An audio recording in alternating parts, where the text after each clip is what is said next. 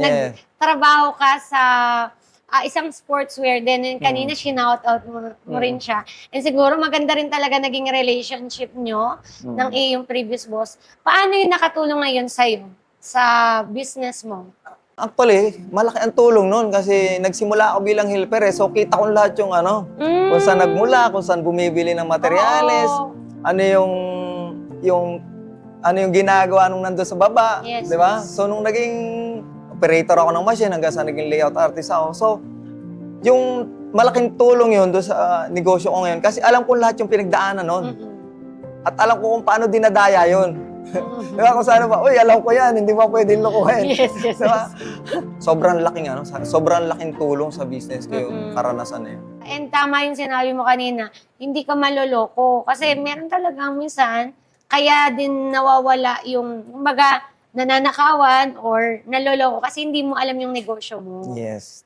So, yun yung advantage pag alam mo yung negosyo mo. And nakakatuwa na sobrang successful ng negosyo mo ngayon and umaabot na international yung mga outputs nyo, yung mga products nyo. Kasi, ibig sabihin na nakarating na sa ibang bansa, maganda talaga yung produkto na inilalabas nyo sa gig sportswear. Kasi I believe, hindi siya tatangkilikin ng mga clients nyo, lalo na yung mga investors nyo, partners nyo sa ibang bansa, if hindi maganda. So, yun nga yung pagdating sa mga products kung bakit nananatili yung aming mga client. Actually, client namin talagang repeat order lang. So, yung relationship namin sa client namin at saka siyempre yung quality talaga. Makikita niyo yung kulay. Marami kang makikitang mura. Actually, sa mga competitor namin, isa kami sa pinakamataas ang presyo. Pero dahil nga doon sa maganda yung quality, hindi namin ibinababa yung price namin para lang labanan yung baba ng presyo. Tama yung mindset mo na gano'n, na quality over sa presyo. Kahit magbayad ka pang matagalan naman to at hindi ka maiyang isuot. Diba?